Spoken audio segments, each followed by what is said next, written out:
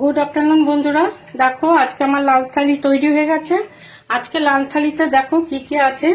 এখানে আছে গরম গরম সাদা ভাত, এখানে হচ্ছে মুসুরির ডাল একটু করেছি, এখানে শিউলি পাতার বড়া করেছি, কারণ আমাদের ঘরে আমাদের হাজব্যান্ড ওয়াইফ দুজনেরই খুব জ্বর, মুখে কিছু ভালো লাগছে না, তাই শিউলি পাতার বড়া করেছি। এটা খুব মুখে টেস্ট লাগে আর জ্বরটাও অনেকটা কমে যায়।